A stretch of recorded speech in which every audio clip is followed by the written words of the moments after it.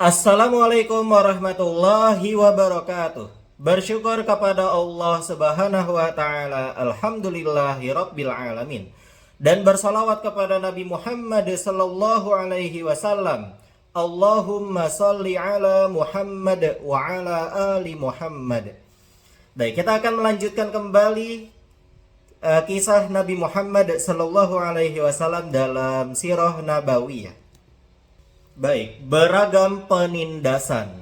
Kaum musyrikin menjalankan metode-metode di atas sedikit demi sedikit untuk mencegah perkembangan dakwah Islamiyah setelah kemunculannya pada permulaan tahun keempat kenabian. Metode-metode yang kita bahas di pertemuan sebelumnya tentang sirah nabawiyah ya.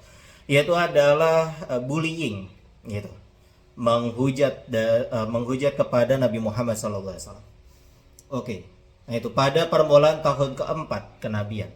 Mereka baru sebatas melakukan metode-metode tersebut selama berminggu-minggu dan berbulan-bulan pertama, tidak bergeser ke metode penindasan dan penyiksaan, baru bullying doang gitu ya.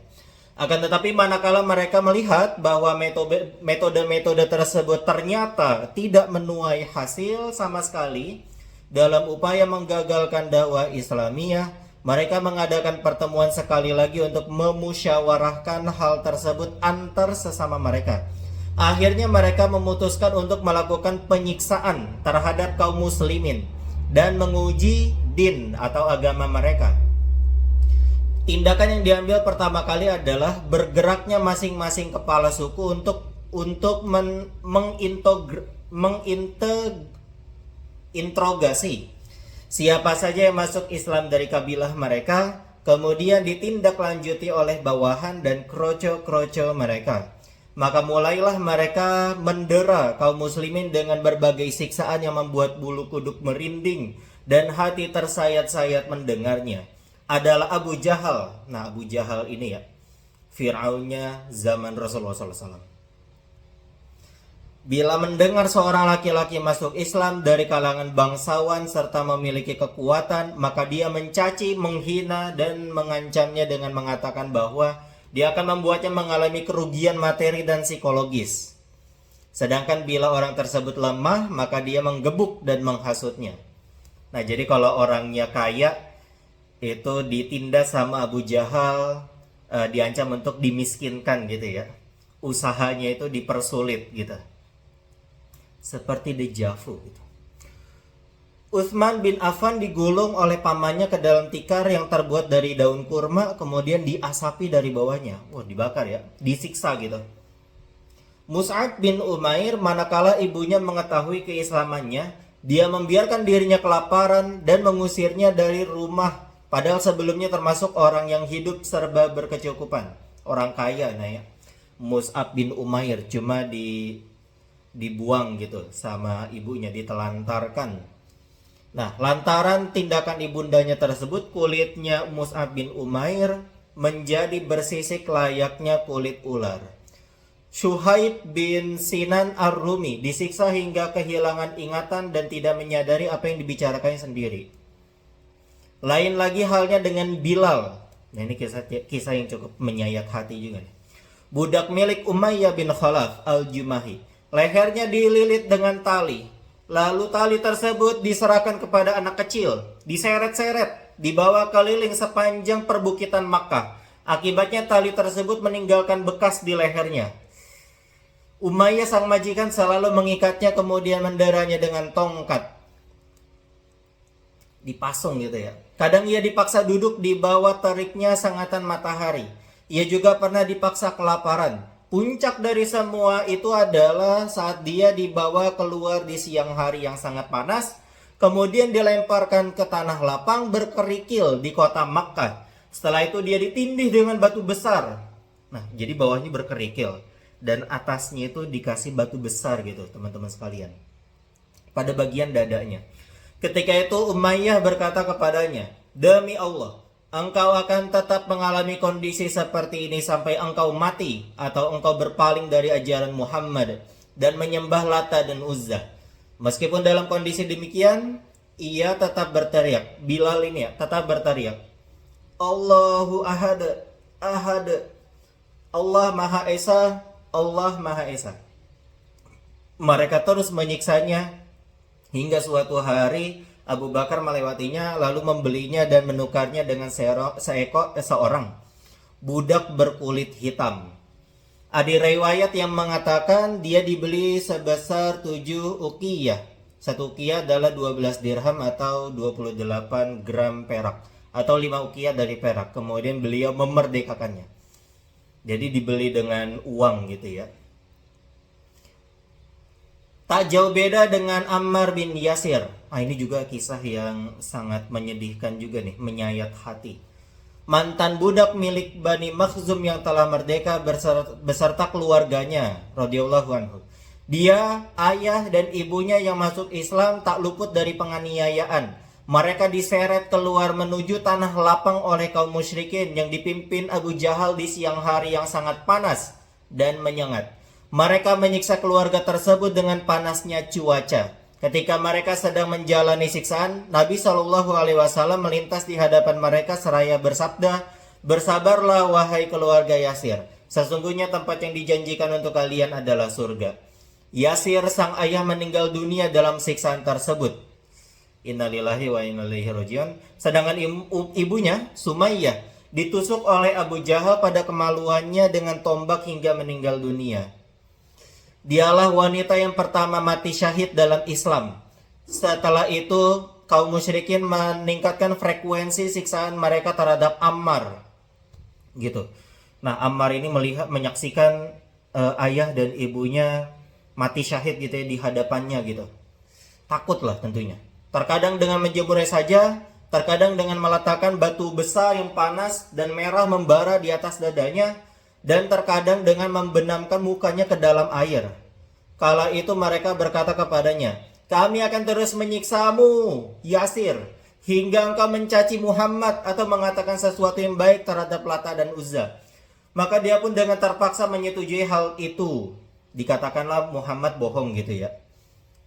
Setelah kejadian itu, dia, Yasir, mendatangi Nabi SAW sambil menangis dan minta maaf. Ya jelas gitu ya, karena terpaksa melakukan hal tersebut. Gitu, minta maaf kepada Nabi Muhammad SAW. Ketika itu turunlah ayat A'udzubillahi minasyaitonirrajim. Man kafara billahi min ba'di imanihi illa man ukriha wa qalbuhu mutmainnun bil iman. Barang siapa yang kafir kepada Allah sesudah dia beriman, dia mendapatkan kemurkaan dari Allah. Kecuali yang dipaksa kafir padahal hatinya tetap tenang dalam beriman, dia tidak berdosa. An-Nahl 106. Abu Fakihah namanya adalah Aflah, seorang budak dari Bani Abdiddar, dijerembabkan kaum musyrikin ke tanah yang melepuh oleh terik matahari. Kemudian punggungnya ditindih dengan sebuah batu besar hingga tak dapat bergerak lagi. Dia dibiarkan dalam keadaan demikian sampai hilang ingatan. Suatu kali mereka mengikat kakinya dengan tali, lalu menyeret dan melemparkannya ke tanah yang melepuh oleh terik matahari, seperti yang dilakukan terhadapnya sebelum itu. Kemudian mencakiknya hingga mereka mengira dia telah mati. Saat itu Abu Bakar melewatinya lalu membeli dan memerdekakannya semata-mata karena Allah Subhanahu wa Ta'ala. Nah itu ya, faedahnya berinfak, bisa dikatakan gitu. Faedahnya kita memiliki harta dan kemudian harta kita itu dipergunakan untuk berinfak gitu, memerdekakan budak. Oke. Tapi mungkin kalau dalam konteksnya pada zaman sekarang adalah kita pergunakan harta kita di jalan Allah Subhanahu wa Ta'ala. Gitu. Nah, untuk kebaikan Islam. Khabbab bin Al-Arad, budak milik Ummi Anmar binti Siba Al-Khuzaiyah, disiksa oleh kaum musyrikin dengan aneka siksaan. Rambutnya mereka jambak dengan sangat keras, lehernya mereka tarik dengan kasar, lalu melemparkannya ke dalam api yang membara. Kemudian dalam kondisi demikian, jasadnya mereka tarik-tarik sehingga api itu terpadamkan oleh lemak yang meleleh dari punggungnya. Dari kalangan budak perempuan tersebut nama-nama seperti Zunairah, An-Nahdiyah, dan Ummu Ubais yang masuk Islam. Kaum musyrikin melakukan penyiksaan pula terhadap mereka seperti yang telah dilakukan terhadap para sahabat sebelumnya di atas. Seorang budak perempuan milik Bani Muammal, yaitu salah satu marga dari suku Bani Adi, dipukul oleh Umar bin Al-Khattab. Kala itu Umar ini masih musyrik, dan manakala merasa bosan dia berkata, "Tidaklah aku berhenti memukulmu kecuali karena bosan." Semua budak-budak wanita tersebut dibeli oleh Abu Bakar, kemudian dimerdekakannya sebagaimana yang telah dilakukannya terhadap Bilal dan Amir bin Fuhairah. Kaum musyrikin juga pernah membungkus seorang sahabat dengan kulit unta dan sapi, kemudian melemparkannya ke atas tanah yang panas oleh terik matahari. Sedangkan sebagian yang lain pernah mereka kenakan baju besi, lantas dilemparkan ke atas batu besar yang memanas. Daftar para korban yang disiksa karena membela agama Allah demikian panjang dan kisah mereka amatlah mengharukan. Alhasil siapa saja yang mereka ketahui telah memeluk Islam, maka tak ayal gerak-geriknya akan dihadang dan disakiti. Sikap kaum musyrikin terhadap Rasulullah Shallallahu Alaihi Wasallam. Adapun Rasulullah Shallallahu Alaihi Wasallam kala itu tidaklah mengalami siksaan yang demikian. Beliau adalah orang yang terhormat, berwibawa, dan sosok yang langka, Bani Hashim ya. Baik kawan maupun lawan, semuanya segan dan mengagungkannya. Setiap orang yang berjumpa dengannya pasti akan menyambutnya dengan rasa hormat dan pengagungan. Tidak seorang pun yang berani melakukan perbuatan tak senonoh dan perbuatan buruk lainnya terhadap beliau selain manusia-manusia kerdil dan picik. Terlebih lagi, beliau SAW juga mendapat perlindungan dari pamannya yaitu Abu Thalib yang merupakan tokoh yang diperhitungkan di Makkah, terpandang nasabnya dan disegani orang. Oleh karena itu, amatlah sulit bagi seseorang untuk melecehkan orang yang sudah berada dalam perlindungannya. Kondisi ini tentu amat sangat mencemaskan kaum Quraisy dan membuat mereka terjepit sehingga tidak dapat berbuat banyak. Hal ini memaksa mereka untuk memikirkan secara jernih jalan keluarnya tanpa harus berurusan dengan tapal larangan yang bila disentuh akan berakibat tidak baik. Problem tersebut malah memberikan inspirasi bagi mereka untuk memilih jalan berunding dengan sang sesepuh terbesar yaitu Abu Thalib. Akan tetapi tentunya dengan lebih banyak melakukan pendekatan secara hikmah dan ekstra tegas, disisipi dengan trik menantang dan ultimatum terselubung, sehingga dia mau tunduk dan mendengarkan apa yang mereka katakan. Maka utusan Quraisy pun menghadap Abu Thalib. Ibnu Ishaq berkata, sekelompok tokoh bangsawan kaum Quraisy menghadap Abu Thalib lalu berkata kepadanya, "Wahai Abu Thalib, sesungguhnya keponakanmu telah mencaci Tuhan-Tuhan kita, mencela agama kita, menganggap kita menyimpang, dan menganggap nenek moyang kita sesat. Karenanya engkau hanya punya dua alternatif, mencegahnya atau membiarkan kami dan dia menyelesaikan urusan ini. Sesungguhnya kondisimu adalah sama seperti kami, enggak sependapat dengan Muhammad. Oleh karena itu kami berharap kami dapat mengandalkanmu dan dalam menghentikannya." Lalu Abu Thalib berkata kepada mereka dengan tutur kata yang lembut dan menjawabnya dengan jawaban yang halus dan baik. Setelah itu mereka pun akhirnya undur diri. Sementara itu Rasulullah SAW tetap melakukan aktivitas dakwah seperti biasa, menampakkan agama Allah dan mengajak manusia kepada agama Allah. Akan tetapi orang-orang Quraisy tidak dapat berlama-lama sabar manakala melihat Rasulullah SAW terus melakukan aktivitas dan dakwahnya. Bahkan hal itu semakin membuat mereka mempersoalkan dan saling memprovokasi, hingga pada akhirnya mereka menghadap lagi kepada Abu Thalib, caranya dengan cara yang lebih kasar dan keras daripada sebelumnya. Maka kaum Quraisy ini mengultimatum Abu Thalib. Para pemuka kaum Quraisy datang lagi kepada Abu Thalib seraya berkata kepadanya, "Wahai Abu Thalib, sesungguhnya usia, kebangsawanan, dan kedudukanmu bernilai di sisi kami. Dan sesungguhnya pula kami telah memintamu menghentikan pola keponakanmu itu. Namun engkau tidak mengindahkannya demi Allah. Sesungguhnya kami tidak sabar lagi atas perbuatannya mencela nenek moyang kami, menganggap kami sesat, dan mencemooh Tuhan-Tuhan kami. Kecuali jika engkau mencegahnya sendiri, atau kami yang akan membuat perhitungan dengannya, dan denganmu sekaligus. Setelah itu kita lihat siapa di antara dua pihak ini yang akan binasa." Ancaman dan ultimatum yang keras tersebut dirasakan berat oleh Abu Thalib. Karenanya dia menyongsong Rasulullah Shallallahu Alaihi Wasallam seraya berkata kepadanya, "Wahai keponakanku, sesungguhnya kaummu telah mendatangiku dan mengatakan ini dan itu kepadaku. Maka kasihanilah aku dan dirimu juga. Janganlah engkau membebaniku dengan sesuatu yang tak mampu aku lakukan." Gitu. Abu Thalib tidak ingin menghinakan Nabi Muhammad gitu ya, tetap sayang gitu, sayang banget Abu Thalib kepada Nabi Muhammad. Dan kemudian tapi Abu Thalib ini ya tidak ingin kemudian terjadinya perpecahan juga di kalangan Mekah gitu ya. Nah, itu jadi tetap respect kepada Nabi Muhammad dan juga tetap melindungi ini ya agama nenek moyang mereka gitu.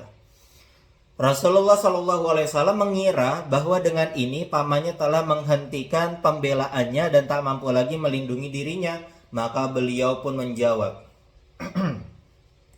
"Wahai pamanku, demi Allah, andai kata mereka meletakkan matahari di tangan kananku dan bulan di tangan kiriku, agar aku meninggalkan urusan ini, urusan dakwah, niscaya aku tidak akan meninggalkannya hingga Allah memenangkannya atau aku binasa karenanya."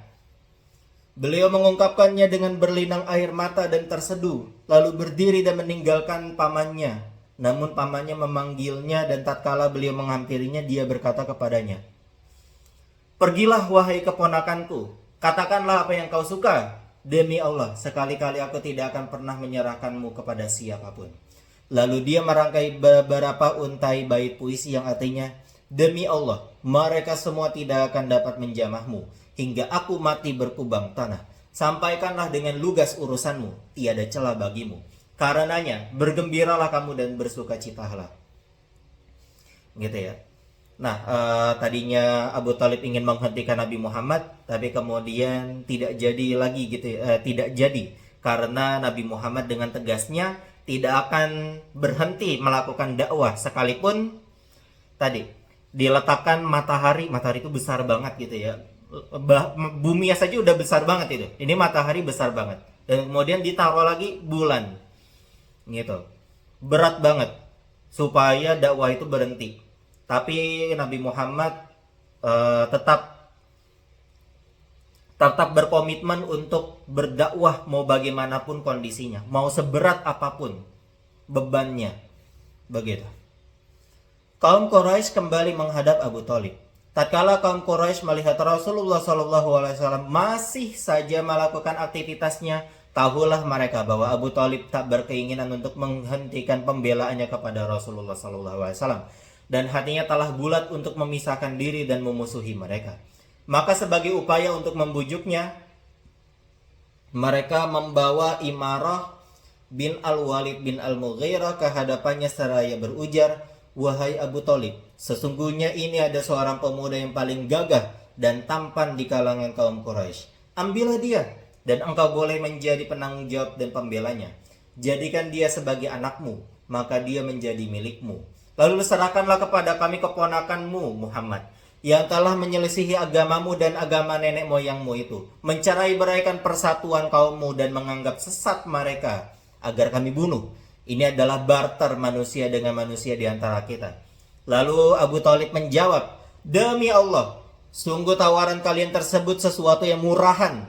Apakah kalian ingin memberikan kepadaku anak kalian ini agar aku beri makan dia demi kalian, sementara aku memberikan anakku agar kalian bunuh? Demi Allah, itu tak akan pernah terjadi." Al-Mut'im bin Adi bin Naufal bin Abdul Manaf berkata, "Demi Allah, wahai Abu Thalib, kaummu telah berbuat adil terhadapmu dan berupaya untuk membebaskanmu dari hal yang tidak engkau sukai. Jadi apa sebabnya aku lihat engkau tidak mau menerima sesuatu pun dari tawaran mereka?"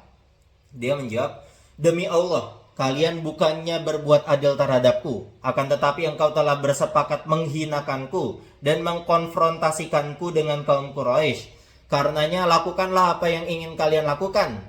Manakala kaum Quraisy gagal dalam perundingan tersebut dan tidak berhasil membujuk Abu Thalib untuk mencegah Rasulullah SAW dan menghentikan laju dakwahnya kepada Allah, maka mereka pun memutuskan untuk memilih langkah yang selanjutnya. yang sebelumnya telah berupaya mereka hindari dan mereka jauhi karena khawatir akan banyak akibatnya gitu ya, akibat efek domino gitulah. Nah, mereka sudah menghindari itu, tapi mau bagaimana lagi gitu. Nah, upaya persuasif kepada Abu Thalib ini sudah gagal, maka ini cara terakhir, yaitu adalah mencelakakan Rasulullah Shallallahu Alaihi Wasallam. Berbagai pelecehan terhadap Rasulullah SAW. Kaum Quraisy akhirnya membatalkan sikap pengagungan dan penghormatan yang dulu mereka tampakkan kepada Rasulullah SAW sejak munculnya dakwah Islamiyah di lapangan. Memang sungguh sulit merubah sikap yang terbiasa dengan kebengisan dan kesombongan untuk berlama-lama sabar. Maka dari itu, mereka mulai mengulurkan tangan permusuhan terhadap Rasulullah SAW. Sebagai implementasinya, mereka melakukan berbagai bentuk ejekan, hinaan, pencemaran nama baik, pengaburan, keusilan, dan lain sebagainya. Tentunya sudah lumrah bila yang menjadi garda terdepan dan ujung tombaknya adalah Abu Lahab, pamannya Nabi Muhammad SAW. Sebab dia adalah salah seorang pemuka suku Bani Hashim. Dia tidak pernah memikirkan pertimbangan apapun sebagaimana yang selalu dipertimbangkan oleh tokoh-tokoh Quraisy lainnya. Dia adalah musuh bebuyutan Islam dan para pemeluknya. Sejak pertama, dia sudah menghadang Rasulullah SAW sebelum kaum Quraisy berkeinginan melakukan hal itu. Telah kita ketahui di muka bagaimana perilaku Abu Lahab terhadap Nabi SAW di majelis Bani Hashim, gitu ya. Ceramahin Nabi gitu ya, bahwa gak usah bawa agama baru gitu, gak usah bawa agama gitu. Dan Bukit Sofa gitu. Nah, yang mana Abu Lahab ini mengatakan di Bukit Sofa itu ketika permulaan dakwah terang-terangan, yaitu orang ini alias Muhammad pembohong gitu ya, dikatakannya seperti itu Abu Lahab. Sebelum beliau diutus, Abu Lahab telah mengawinkan kedua anaknya, Utbah dan Utaibah, dengan kedua putri Rasulullah SAW, Ruqayyah dan Ummu Kulsum. Namun tatkala beliau diutus menjadi Rasul, dia memerintahkan kedua anaknya tersebut agar menceraikan kedua putri beliau SAW dengan cara yang kasar dan keras, hingga keduanya pun menceraikan kedua putri Rasulullah SAW tersebut. Ketika Abdullah, putra kedua Rasulullah SAW wafat, Abu Lahab amat gembira dan mendatangi semua kaum musyrikin untuk memberitakan perihal Muhammad yang sudah menjadi orang yang terputus keturunannya. Gitu. Sejatinya sih enggak ya. Nah, di sini ada footnote tafsir Ibnu Katsir surat Al-Kautsar. Orang-orang zaman jahiliyah mempunyai anggapan apabila seseorang kehilangan putra-putranya karena wafat, maka terputuslah sejarahnya, karena garis keturunan bersambung melalui anak laki-laki bukan perempuan. Telah disebutkan di atas bahwa Abu Lahab selalu menguntit gitu ya di belakang Rasulullah SAW pada saat musim haji dan di pasar-pasar sebagai upaya mendustakannya, gitu, gangguin dakwahnya Nabi gitu ya. Dalam hal ini Thariq bin Abdullah Al-Muharibi meriwayatkan suatu berita yang intinya bahwa yang dilakukannya tidak sekedar mendustakan Rasulullah SAW, akan tetapi lebih dari itu, dia juga memukuli beliau dengan batu hingga kedua tumit beliau berdarah. Istri Abu Lahab, Ummu Jamil binti Harab bin Umayyah, saudara perempuan Abu Sufyan. Tak kalah pula frekuensinya permusuhannya kepada Nabi SAW dibanding sang suami. Nah, Ummu Jamil yang kita bahas di surat ini Al-Lahab. Dia pernah membawa duri dan menyerahkannya di tebar gitu ya, di jalan yang dilalui oleh Nabi SAW dan juga di depan pintu rumah beliau pada malam hari. Dia adalah sosok perempuan yang galak, selalu mencaci Rasulullah SAW, mengarang berita dusta dan berbagai isu, menyulut api fitnah serta mengobarkan perang membabi buta terhadap Nabi SAW. Oleh karena itulah Al-Quran menjulukinya sebagai Hammalatal Hatab, wanita pembawa kayu bakar. Ketika dia mendengar ayat Al-Quran yang turun mengenai dirinya dan suaminya, yaitu dalam surat Al-Lahab, dia langsung mendatangi Rasulullah SAW yang sedang duduk-duduk bersama Abu Bakar As-Siddiq di dekat Ka'bah. Tak lupa dia membawa segenggam batu di tangannya, namun ketika dia berdiri di hadapan keduanya, Allah membutakan pandangannya dari beliau sehingga hanya dapat melihat Abu Bakar saja. Lantas si Ummu Jamil ini berkata, "Wahai Abu Bakar, mana sahabatmu itu? Aku mendapat berita bahwa dia telah mengejekku. Demi Allah, andai aku menemuinya, niscaya akan aku tampar mulutnya dengan batu yang ada di genggamanku ini. Demi Allah, sesungguhnya aku adalah seorang penyair." Kemudian dia menguntai bait syair sebagai berikut. Si tercela yang kami tentang, urusannya yang kami tolak, dinnya yang kami benci. Nah, pasti Abu Bakar langsung bingung gitu ya. Bingung. Ini orang kenapa gitu ya. Kemudian dia berlalu. Setelah kepergiannya Abu Bakar berkata, "Wahai Rasulullah, tidakkah engkau lihat dia dapat melihatmu?" Gitu. Padahal Nabi Muhammad lagi di sebelahnya Abu Bakar. Tapi kemudian karena tadi Allah sudah butakan si Ummu Jamil ini untuk melihat Nabi Muhammad, maka dia nggak bisa ngelihat. Nah, maka Nabi Muhammad menjawab, "Dia tidak dapat melihatku, sungguh Allah telah membutakan pandangannya dariku." Abu Bakar Al-Bazzar meriwayatkan kisah di atas. Di dalam riwayat itu disebutkan bahwa ketika dia Ummu Jamil berdiri di hadapan Abu Bakar, dia berkata, "Wahai Abu Bakar, sahabatmu itu telah mengejek kami." Abu Bakar menjawab, "Tidak, demi Rabb bangunan ini, Ka'bah. Dia tidak pernah berbicara dengan merangkai syair ataupun melantunkannya." Dia menjawab, "Sungguh engkau selalu membenarkan Muhammad." Demikianlah yang dilakukan oleh Abu Lahab, padahal dia adalah paman beliau Shallallahu Alaihi Wasallam sekaligus tetangganya. Rumahnya menempel dengan rumah beliau, sama seperti tetangga-tetangga beliau yang lain yang selalu mengganggu beliau di saat beliau sedang berada di rumahnya. Ibnu Ishaq berkata, mereka yang selalu mengganggu Rasulullah SAW saat beliau berada di rumahnya adalah Abu Lahab, Al-Hakam bin Abi Al-As bin Umayyah, Uqbah bin Abi Mu'id, Adi bin Hamra, As-Saqafi, dan Ibnu Al-Asda Al-Huzali. Semuanya adalah tetangga-tetangga beliau, namun tak seorang pun di antara mereka yang nantinya masuk Islam kecuali Al-Hakam bin Abi Al-As. Salah seorang di antara mereka dia melempari beliau dengan rahim kambing saat beliau tengah melakukan sholat. Yang lain lagi pernah memasukkan bangkai tersebut ke dalam periuk milik beliau yang terbuat dari batu ketika sedang dipanaskan. Hal ini membuat Rasulullah SAW memasang penghalang dari batu agar dapat terlindungi dari mereka manakala beliau tengah melakukan sholat. Apabila mereka melemparkan kotoran tersebut kepada Rasulullah SAW, beliau membawanya keluar dan meletakkannya di atas sebatang ranting. Kemudian berdiri di depan pintu rumahnya lalu berseru, "Wahai Bani Abdi Manaf, tetangga-tetangga macam apa yang begini kelakuannya?" Kemudian barang tersebut beliau lempar ke jalan. Uqbah bin Abi Mu'id malah melakukan hal yang lebih buruk dan busuk dari itu. Imam Al-Bukhari meriwayatkan dari Abdullah bin Mas'ud radhiyallahu anhu bahwa pernah suatu hari saat Nabi SAW melakukan sholat di sisi Ka'bah, sedangkan Abu Jahal dan rekan-rekannya tengah duduk-duduk, sebagian mereka berkata kepada sebagian yang lain, "Siapa di antara kalian yang punya keberanian membawa kotoran unta Bani Fulan lalu menumpahkannya ke punggung Muhammad saat dia sedang sujud?" Maka bangkitlah sosok yang paling sesat di antara mereka, Uqbah bin Abi Mu'id. Dia membawa kotoran tersebut sambil memperhatikan gerak-gerik Nabi Muhammad SAW. Tatkala beliau SAW beranjak sujud kepada Allah, dia menumpahkan kotoran tersebut ke atas punggungnya dan antara kedua bahunya. Aku, Ibnu Mas'ud, hanya dapat memandangi hal itu tanpa mampu berbuat apa-apa. Andai saja saat itu aku mempunyai kekuatan, lalu mereka tertawa terbahak-bahak sambil memiringkan badan satu sama lainnya dengan penuh kesombongan. Ketawanya gitu ya. Dan keangkuhan sementara Rasulullah SAW masih sujud. Beliau tidak mengangkat kepalanya hingga Fatimah datang dan membuang kotoran tersebut dari punggung beliau. Barulah beliau mengangkat kepala, kemudian berdoa, "Ya Allah, berilah balasan setimpal kepada kaum Quraisy tersebut." Beliau mengucapkannya 3 kali. Doa ini membuat dada mereka sesak. Dia Ibnu Mas'ud bertutur lagi.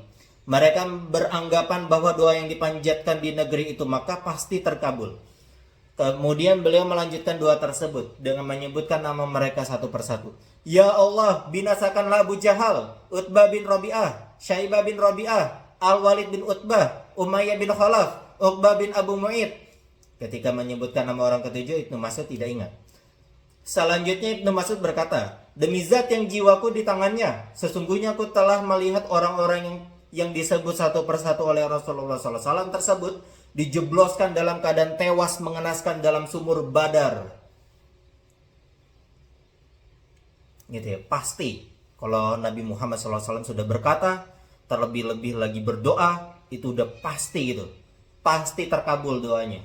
Maka mereka itu, terutama itu ya, Abu Jahal itu, mereka ini tewas semua, tewas mengenaskan, dan kemudian ini ya mati dalam keadaan kafir tentunya.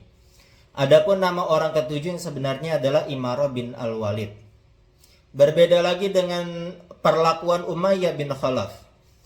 Bila melihat Rasulullah SAW, dia langsung mengumpat dan mencelanya. Karenanya turunlah terhadap ayat terhadapnya Umayyah bin Khalaf, ayat yaitu dalam surat Al-Humazah.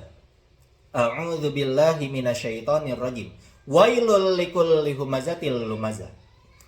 Kecelakaanlah bagi setiap pengumpat al-humazah, lagi pencela. Ibnu Hisham berkata, makna kata al-humazah adalah orang yang mencemooh seseorang secara terang-terangan dan tanpa ditutup-tutupi, memain-mainkan kedua matanya sambil mengedip-ngedipkannya. Sedangkan makna kata al-humazah adalah orang yang mencela manusia secara sembunyi dan menyakiti hati mereka. Saudara laki-lakinya, yaitu Ubay bin Khalaf, merupakan sahabat karib dari Uqbah bin Abi Mu'id.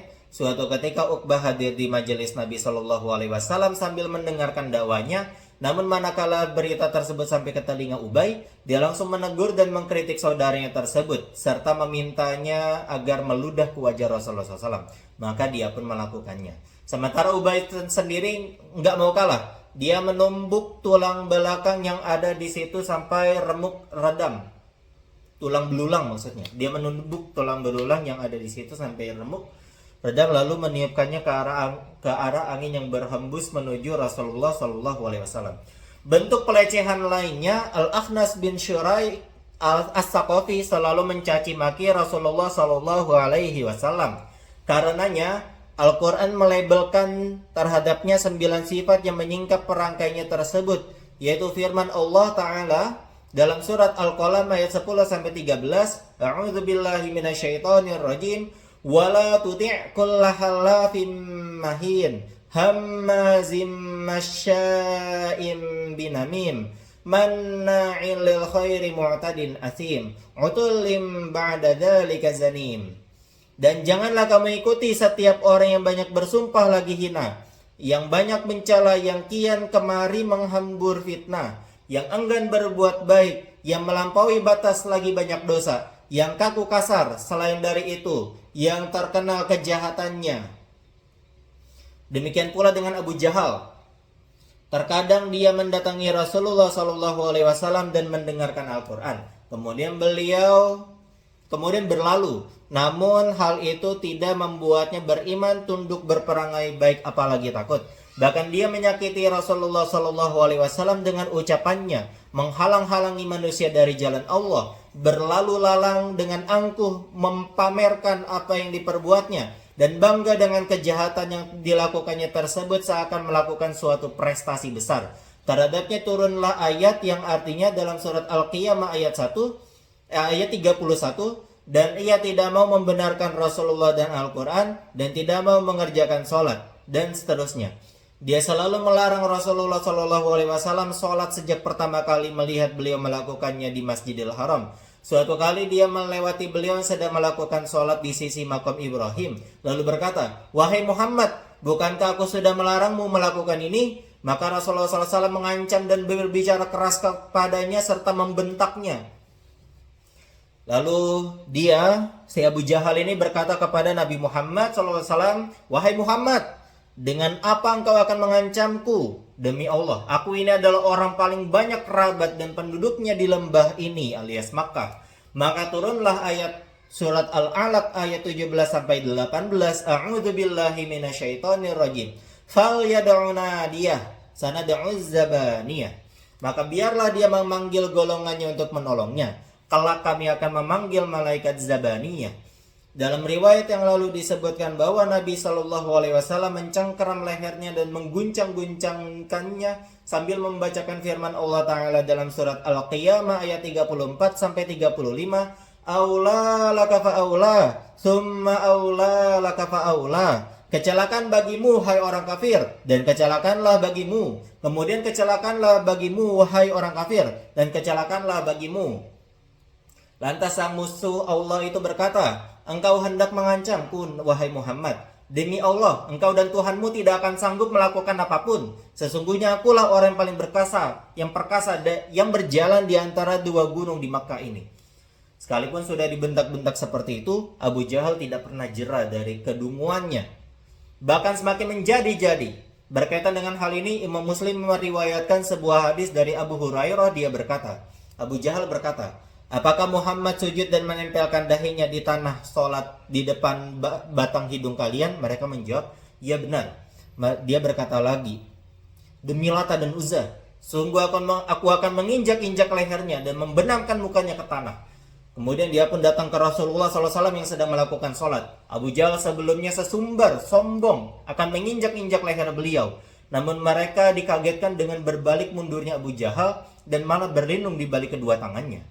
Mereka lalu bertanya, wahai Abu Jahal, ada apa denganmu ini? Katanya mau injak-injak lehernya Nabi Muhammad SAW. Maksudnya, katanya kamu ingin menginjak lehernya Muhammad. Itu. Lalu kemudian Abu Jahal menjawab, sesungguhnya antara diriku dan dirinya terdapat parit dari api, makhluk yang menyeramkan dan memiliki sayap-sayap.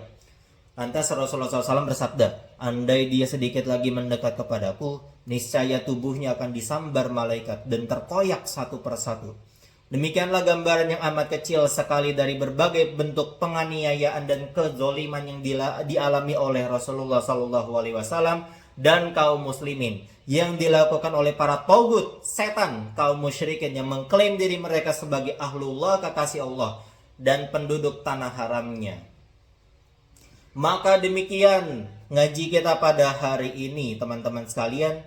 Kita baca hamdalah dan doa kafaratul majlis. Alhamdulillahi rabbil alamin. Subhanakallahumma wa bihamdika asyhadu an la ilaha illa anta astaghfiruka wa atubu ilaik. Wassalamualaikum warahmatullahi wabarakatuh.